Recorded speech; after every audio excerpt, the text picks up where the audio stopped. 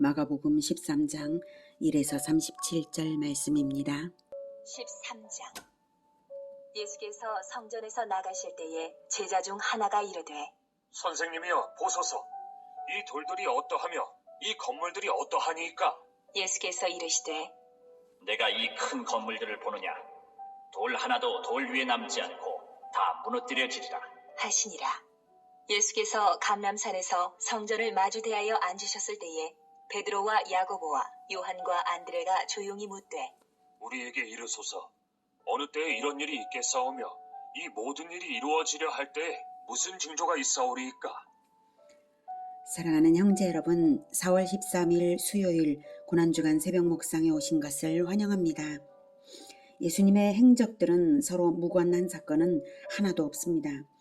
여러 사건들이 있는데요. 우선은 순서대로 핵심 사건들을 짚어본다면요. 일요일에 예루살렘에 입성하신 것은 오는 6월절, 그때 6월절 양처럼 대속 사역을 하기 위한 것이고요. 금요일을 위해서 일요일이 있는 것입니다. 구약시대 내내 백성의 대속을 위해 존재했던 성전을 그래서 둘러보셨습니다. 월요일에 열매 없는 무화과 나무를 저주한 것은 열매 없는 유대 종교 성전 권력을 향한 저주를 의미한 것이고, 성전에 들어가셔서 강도의 소굴을 만들었도다 하시며 성전 권력의 타락을 꾸짖으셨습니다. 그의 앙심을 품은 대제사장들과 서기관들이 화요일 성전에서 예수님께 무슨 권위로 이런 일을 하느냐고 따졌는데요. 예수님은 악한 포도원 농부들처럼 포도원 주인을 배반하고 주인의 아들까지 죽이는 자들이므로 하나님 나라를 잃을 것이라고 비유로서 말씀하셨습니다. 타락상이 어제 오늘의 일이 아니라 성전 권력의 타락상은 이미 오랜 세월 동안의 병폐였고 하나님의 인내의 때가 끝난 것이죠.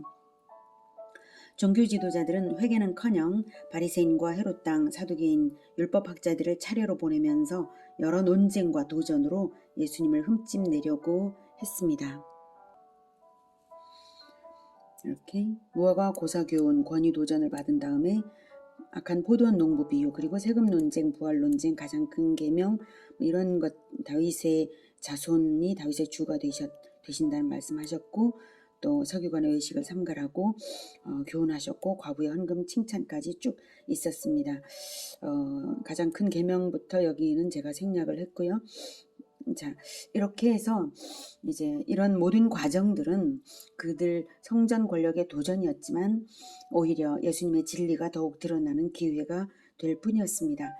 성전에서의 논쟁과 교훈을 마치고 저녁 때에 돌아갈 때에 있었던 감람산을 넘어가게 되는데요. 감람산에서 예루살렘 성전을 내려다보시면서 성전 파괴를 예언하십니다. 이제 성전과 유대교는 더 이상 하나님의 구원 도구가 아니고 축복의 통로도 아니며 원수 마귀의 아성이 되었을 뿐이기에 필연적인 결과입니다. 보라색 부분, 이 부분을 오늘 보겠습니다. 1절. 예수께서 성전에서 나가실 때에 제자 중 하나가 이르되 선생님이여 보소서, 이 돌들이 어떠하며 이 건물들이 어떠하니까? 당시 헤롯 왕이 야심차게 개축을 하던 성전이죠. 46년 동안이나 건축 중일만큼 거대하고 화려한 건물이었습니다. 그래도 제자라면 방금까지 성전에서 있었던 진리 대결과 예수님의 통분하신 마음을 살필 수 있어야 할 텐데, 눈에 보이는 건물의 휘황찬란함에 현혹이 되어서 철없게 감탄을 한 것이죠. 2절. 예수께서 이르시되 네가 이 큰 건물들을 보느냐? 돌 하나도 돌 위에 남지 않고 다 무너뜨려지리라 하시니라. 성전이 처참하게 강도의 소굴이 되어버린 것을 보지 못하고 건축물만 보느냐? 건축물이 아무리 화려해도 이것은 강도의 소굴이지 성전이 아니므로 무너뜨려질 것이라는 뜻입니다. 그제야 제자들도 예수님의 마음이 다시금 느껴지면서 마음이 철렁했을 거예요. 3절. 예수께서 감람산에서 성전을 마주 대하여 앉으셨을 때에 이때 성전을 내려다보시는 예수님의 마음은 그 어떤 말로도 위로할 수 없는 마음이셨을 것입니다. 예루살렘 성전은 1500년 역사 동안 이스라엘의 구원을 위하여서 하나님 나라의 핵심 기능을 했어야 했는데도 불구하고 오히려 원수의 소굴이 되어버린 것입니다. 성전 파괴를 결정하신 하나님의 마음을 생각하며 비통하신 예수님이십니다. 자, 이제 성전이 파괴된다면 그런데 어떤 것을 대비해야 할까요? 성전 파괴라고 하는 것은 결국 예루살렘의 멸망을 의미한다는 것을 감지한 제자들이 묻습니다. 베드로와 야고보와 요한과 안드레가 조용히 묻습니다. 우리에게 이르소서 어느 때에 이런 일이 있겠사오며 이 모든 일이 이루어지려 할 때에 무슨 징조가 있사오리까? 베드로, 야고보, 요한, 안드레의 마음을 아시기에 예수님은 단도직입적으로 대응책을 먼저 말씀하십니다. 질문에 대한 시시콜콜한 설명을 하시기 전에 모든 재난에 대한 단 하나의 대응책을 먼저 당부하시고요. 그리고 난 다음 모든 예언을 하시고 끝부분에서도 동일한 의미의 대응책을 거듭거듭 당부하신 것이 오늘 본문의 줄거리입니다. 자, 그래서 이것이 가장 중요한 핵심이어서 그것을 먼저 확인하겠습니다. 5, 6절 보면 5절에 사람의 미혹을 받지 않도록 주의하라. 6절 많은 사람이 내 이름으로 미혹하리라. 9절 너희는 조심하라. 네, 너희는 스스로 9절 너희는 스스로 조심하라. 그 다음 10절 복음이 먼저 만국에 전파되어야 할 것이니까 이것을 지키라는 것이죠. 11절 무엇이든지 그때에 주시는 그 말을 하라. 조심해서 다른 말을 하지 말고 그걸 말하라 이거죠. 다음 31절 천지는 없어지겠으나 내 말은 없어지지 아니하리라. 33절 주의하라 깨어있으라. 35절 그러므로 깨어있으라. 36절 깨어있으라. 호련히 와서 자는 것을 보지 않도록 하라. 37절 깨어있으라. 한마디로 사람의 말에 미혹되지 말고 주의 진리의 말씀을 전하는 일에 깨어있으라. 사람의 말에 미혹되지 말고 진리를 말하는 일에 깨어있으라. 이것입니다. 이제 5절부터 37절까지 볼 텐데요. 예수님은 성전 파괴뿐만 아니라 예루살렘 성전 파괴가 있기까지의 여러 재난들도 함께 말씀하시는가 하면 또한 이 예언은 미래의 지구 종말까지를 예언하시는 복합적인 예언이라는 점을 염두에 두고 보시기 바랍니다.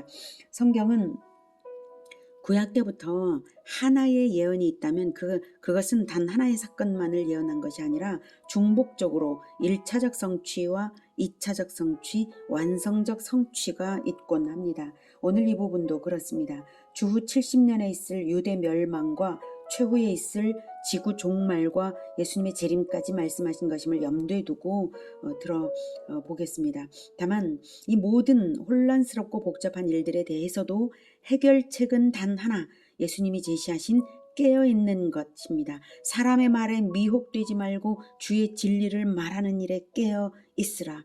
거기에 오늘 초점이 있습니다. 5절부터 보겠습니다. 예수께서 이르시되 너희가 사람의 미혹을 받지 않도록 주의하라. 많은 사람이 내 이름으로 와서 이르되 내가 그라하여 많은 사람을 미혹하리라. 이게 중요합니다.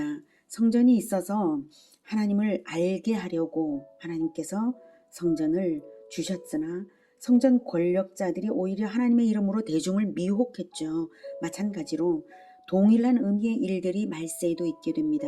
그러면 주후 70년대의 유대 전쟁의 처참함처럼 인류 역사에도 그러한 일이 전 지구적으로 있게 됩니다. 7절 난리와 난리의 소문을 들을 때에 두려워하지 말라. 이런 일이 있어야 하되 아직 끝은 아니니라. 민족이 민족을, 나라가 나라를 대적하여 일어나겠고 곳곳에 지진이 있으며 기근이 있으리니 이는 재난의 시작이니라. 난리, 전쟁, 지진, 기근은 시작일 뿐입니다. 그리고 어떤 일이 벌어지든 올바른 대응책이 중요하죠. 9절. 너희는 스스로 조심하라. 네, 대응책이 이것인데요. 긴장하고 있으란 말씀이 아닙니다. 중심을 잃지 않도록 조심하라. 진리를 잃지 않도록 조심하라는 말씀이죠.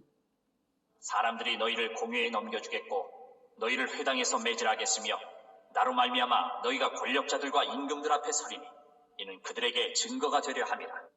네, 이것 또한 대응책이죠. 증거가 되라. 이것입니다. 진리의 증거가 되라. 성전 권력 앞에서 진리를 증거하기 위해 십자가를 지시는 예수님처럼 제자들도 말세에 진리를 증거하는 그것을 놓치지 않는 것, 그것이 절대적으로 중요한 승리 비결입니다. 이것이 깨어있는 것입니다. 10절. 또 복음이 먼저 만국에 전파되어야 할 것이니라. 네, 복음 전파로서 깨어있으라는 것입니다. 만국에 전파되는 것을 예의주시하면서 깨어있으라는 것입니다. 그때가 역사의 끝이니까요. 11절. 사람들이 너희를 끌어다가 넘겨줄 때에 무슨 말을 할까 미리 염려하지 말고 무엇이든지 그때에 너희에게 주시는 그 말을 하라. 말하는 이는 너희가 아니요 성령이시니라. 네, 성경을 배우는 예수 제자는 성령의 도움으로 깨닫는 자들이므로 그때에 가장 적합한 말을 할 수 있도록 성령께서 늘 인도하십니다. 그래서 미리 인간적인 대응책을 고심할 필요가 없습니다. 다만 성경의 진리를 늘 배우고 성령의 인도를 받는 그것이 깨어 있는 것입니다. 12절. 형제가 형제를 아버지가 자식을 죽는 데에 내주며 자식들이 부모를 대적하여 죽게 하리라. 또 너희가 내 이름으로 말미암아 모든 사람에게 미움을 받을 것이나 끝까지 견디는 자는 구원을 받으리라. 인륜을 거스르는 지경까지 인류가 악해지고 그만큼 기독교 박해의 수준 역시 독해질 것입니다. 그러나 끝은 있습니다. 반드시 끝이 있고 끝은 우리의 승리가 확정되어 있습니다. 그러므로 예수님의 이름으로 인해 미움을 받는 일을 하며 깨어 있으라는 것입니다. 14절. 멸망에 가증한 것이 서지 못할 곳에 선 것을 보거든 읽는 자는 깨달을진저 그때에 유대에 있는 자들은 산으로 도망할지어다. 지붕 위에 있는 자는 내려가지도 말고 집에 있는 무엇을 가지러 들어가지도 말며 밭에 있는 자는 겉옷을 가지러 뒤로 돌이키지 말지어다. 그날에는 아이벤 자들과 젖먹이는 자들에게 화가 있으리로다. 이 일이 겨울에 일어나지 않도록 기도하라. 네, 가장 큰 환란에 대하여 알려주시고 계십니다. 성경 예언의 복합성에 비추어 볼 때에 이 가장 큰 환란은 예루살렘의 최종 멸망 직전, 즉 그리스도인들의 탈출 직전, 탈출이 있었거든요. 아무튼 그 사건 직전에 예루살렘에 있을 일이면서 재림이 임박했을 때에 지구상에 벌어질 일들이기도 합니다.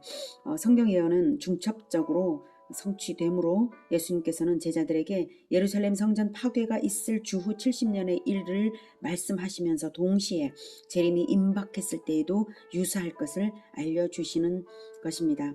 14절에 멸망에 가증한 것이 서지 못할 곳에 선 것을 보거든 읽는 자는 깨달을진저 그때에 유대에 있는 자들은 산으로 도망할지어다. 네, 이것은 긴급한 피난을 위해 멸망 직전에 임박한 징조를 알리십니다. 멸망에 가증한 것이 서지 못할 곳에 선 것, 이것이 바로 징조입니다. 그 의미는 잠시 후에 다루도록 하겠습니다. 아무튼 산으로 도망하라 라고 하시죠. 예루살렘 성도 해발 800m에 있었던 산에 있었습니다만 그럼에도 불구하고 이곳을 버리고 다른 산으로 도망하라는 것입니다. 15절부터 20절까지는 예루살렘 최종 멸망 때는 얼마나 긴박해질지 얼마나 큰 환란인지를 말씀하셨습니다. 지붕에서 내려가지도 말라. 무엇을 가지러 집에 들어가지도 말라. 네, 이스라엘의 지붕은 기도나 휴식 장소로 사용되는 옥상입니다. 지붕과 집안이 아무리 가까울지라도 집안의 물건을 가지러도 가지 말아야 할 정도로 긴급하다는 것입니다. 겉옷이 피난 생활에 이불이 될 수도 있고 유용하겠지만 성 밖에 들판에 있었던 사람들은 밭에 있었던 사람들은 미련 없이 그대로 산으로 튀라는 말씀입니다. 17절 그날에는 아이 벤 자들과 젖 먹이는 자들에게 화가 있으리로다. 이 일이 겨울에 일어나지 않도록 기도하라.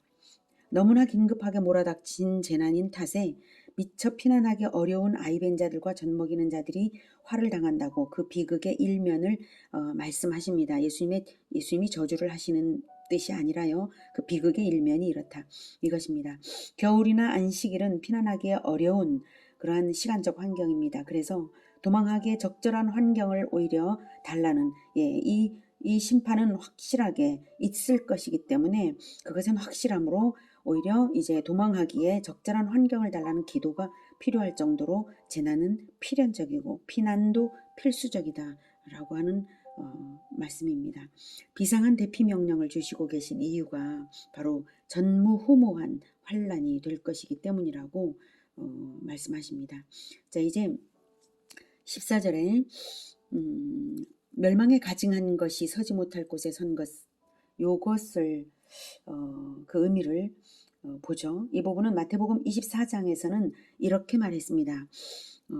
마태복음 24장 15절에 그러므로 너희가 선지자 다니엘이 말한 바 멸망에 가증한 것이 거룩한 곳에 선 것을 보거든 읽는 자는 깨달을진저. 이것이 마태복음 24장입니다.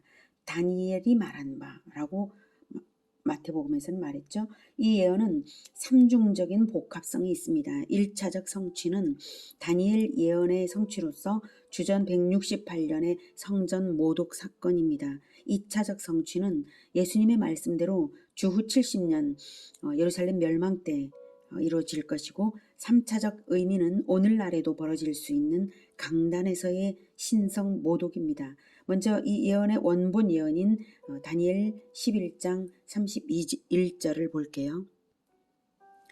군대는 그의 편에 서서 성소 곧 견고한 곳을 더럽히며 매일 드리는 제사를 폐하며 멸망하게 하는 가증한 것을 세울 것이며 이 예언은 주전 168년에 헬라 제국의 수리아 왕 안티오쿠스 에피파네스가 유대인의 헬라화를 위해서 민족주의 말살 정책을 악랄하게 실행했는데요. 예루살렘 성전의 번제단을 헐고 그곳에 헬라의 신 제우스 신상을 세우고 돼지를 제물로 바치는 사건으로 이루어졌습니다. 그 밖에도 악랄한 짓을 아주 많이 자행하며 유대교를 핍박했습니다. 그렇게 1차 성취된 예언을 다시 예수님께서 인용하여서 2차적 예언으로 주시는 것인데요. 주후 70년 유대전쟁의 막판에 로마 군대가 예루살렘을 포위하고 있는 동안에 열심당원들이 즉 유대의 폭력적인 정치 세력들이 예루살렘 성전에 도피하여서 들어갔습니다. 역사가 요세푸스의 기록에 의하면 유대전쟁에서 주도권을 쥐고 결사항전의 무모한 작전을 펼친 것이 바로 유대 열심당인데요. 그들은 친로마파인 제사장들을 매국노라고 폐위시켰습니다. 제사장이 폐위되었다는 것은 제사가 폐지된 것과 동일하죠. 열심당의 종교적 성향상 우상을 성전에 세우지는 않았다 할지라도 제사장을 폐위시키고 자기들이 성전을 장악한 것 자체가 멸망에 가증한 것이 거룩한 곳에 선 것이죠. 그래서 예수님의 예언대로 성취됩니다. 이것이 2차적 성취입니다. 멸망에 가증한 것이 거룩한 곳에 선 것의 3차적 의미는 하나님의 말씀이 선포되어야 할 강단에서 진리가 왜곡되고 물신 숭배의 메시지 등 우상 숭배와 다를 바 없는 가르침이 버젓이 그리스도의 이름으로 선포되는 것을 말합니다. 그러므로 읽는 자는 깨달을진저, 읽는 자는 깨달을진저라고 한탄조로 깨달음을 강조하신 것입니다. 예루살렘 성전이 성전 권력에 의해 강도의 소굴이 된 것을 생각해 보십시오. 성전은 종교 장사판이었습니다. 성직 매매와 부정부패가 만민이 기도해야 할 집을 강도의 소굴이 되게 했습니다. 종교 행위는 무성했지만 생명의 열매는 없었기 때문에 열매 없이 무성한 무화과 나무처럼 저주받았습니다. 진리를 모르는 무리가 외식으로 종교 권력을 쥐고 있었기에 권세는 부리지만 백성에게 진리를 줄 수는 없었습니다. 그들이 성전 권력으로서 성소를 드나드는 것 자체가 거룩한 곳에 침범하여 선 멸망에 가증한 것 아니었겠습니까? 본장 전체에 예언이 주어지는 이유가 무엇인가요? 성전 권력의 타락과 배교와 신성 모독과 회개 없음 때문에 이 모든 예언들이 주어지고 있는 것입니다. 그러므로 3차적 의미가 우리에게 가슴 서늘하게 새겨두고 경계해야 할 메시지인 것입니다. 자, 그러면 어떻게 하라고요? 멸망에 가증한 것이 거룩한 곳에 선 것을 보거든 우리더러 어떻게 하라고 예수님이 말씀하십니까? 멸망에 가증한 것이 서지 못할 곳에 선 것을 보거든 읽는 자는 깨달을진저 그때 이 유대에 있는 자들은 산으로 도망할지어다. 도망치라는 것입니다. 예수님은 멸망에 가증한 것과 대항하여 싸우라고 하지 않으셨습니다. 아주 신속하게 빠져나가라는 것입니다. 멸망에 가증한 것은 하나님이 처단하실 것입니다. 우리가 할 일은 도망치는 것뿐입니다. 그 나머지 일들은 하나님이 인도하실 것입니다. 우리가 할 일은 진리의 말씀만 가지고 도망치는 것입니다. 우리가 모든 어그러진 일들을 내 힘으로 교통정리를 해야 하는 것이 아닙니다. 꼭 기억합시다. 우리가 할 일은 믿음을 지켜서 사랑으로 복음화 제자화하는 일, 그리고 핍박을 당하면 진리를 지키면서 도망치는 일입니다. 그것뿐입니다. 멸망에 가증한 것의 곁을 떠나면서 진리를 지켜서 도망치는 일. 자, 이제 예수님은 하나님께서 멸망에 가증한 것을 멸하기 위해 재난을 허락하시면서도 자기 백성을 보호하심을 알리십니다. 19절. 이는 그 날들이 환난의 날이 되겠습니다. 하나님께서 창조하신 시초부터 지금까지 이런 환난이 없었고 후에도 없으리라. 만일 주께서 그 날들을 감하지 아니하셨더라면 모든 육체가 구원을 얻지 못할 것이거늘 자기가 택하신 자들을 위하여 그 날들을 감하셨느니라. 하나님께서 심판의 재난을 허락하신 중에도 긍휼을 베풀어 그 날수를 감하시는 이유는 오직 택하신 자들을 위하신 것이라는 점입니다. 21절. 그때에 어떤 사람이 너희에게 말하되 보라 그리스도가 여기 있다 보라 저기 있다 하여도 믿지 말라. 거짓 그리스도들과 거짓 선지자들이 일어나서 이적과 기사를 행하여 할 수만 있으면 택하신 자들을 미혹하려 하리라. 너희는 삼가라. 내가 모든 일을 너희에게 미리 말하였노라. 이것이 중요하기 때문에 거듭 반복이 되고 있죠. 미혹을 받지 말고 예수님의 진리의 말씀을 잃지 않는 것이 깨어 있는 것입니다. 24절. 그때 그 환난 후 해가 어두워지며 달이 빛을 내지 아니하며 별들이 하늘에서 떨어지며 하늘에 있는 권능들이 흔들리리라. 그때 인자가 구름을 타고 큰 권능과 영광으로 오는 것을 사람들이 보리라. 또 그때에 그가 천사들을 보내어 자기가 택하신 자들을 땅 끝으로부터 하늘 끝까지 사방에서 모으리라. 재림 때의 천재지변과 재림의 현상을 말씀하시는 것입니다. 자세한 것은 생략하겠습니다. 28절. 무화과나무의 비유를 배우라. 그 가지가 연하여지고 잎사귀를 내면 여름이 가까운 줄 아나니 이와 같이 너희가 이런 일이 일어나는 것을 보거든 인자가 가까이 곧 문 앞에 이른 줄 알라. 네, 그날과 그때는 아무도 모르지만 무화과 잎사귀를 내면 여름을 예측할 수 있듯이 계절을 보고 계절을 예측하는 것이 현상을 보고 예측 가능하듯이 재림 때가 어느 정도 임박했는지를 알 수 있는 표지들은 있다. 내가 지금 말하는 이 현상들을 보고 때가 임박했음을 깨달으라. 이 말씀이십니다. 30절. 내가 진실로 너희에게 말하노니 이 세대가 지나가기 전에 이 일이 다 일어나리라. 천지는 없어지겠으나 내 말은 없어지지 아니하리라. 이 말씀은 이 예언대로 반드시 된다는 그 의미는 물론이고요. 오직 예수님의 말씀이 절대 승리의 비결이라는 것도 알리고 있습니다. 천지는 없어지겠으나 내 말은 없어지지 아니하리라. 그러므로 예수님의 말씀을 붙들고 지키는 것이 깨어 있는 것입니다. 32절. 그러나 그날과 그때는 아무도 모르나니 하늘에 있는 천사들도 아들도 모르고 아버지만 아시느니라. 주의하라 깨어 있으라. 그때가 언제인지 알지 못합니다. 네, 알면 깨어있기가 쉬운데요. 알지 못하니 더욱 깨어있으라고 당부를 거듭하십니다. 그러니 그럴수록 반드시 다가올 재림의 때가 궁금해질 수밖에 없는데요. 그러나 그날과 그때는 아무도 모른다고 하셨습니다.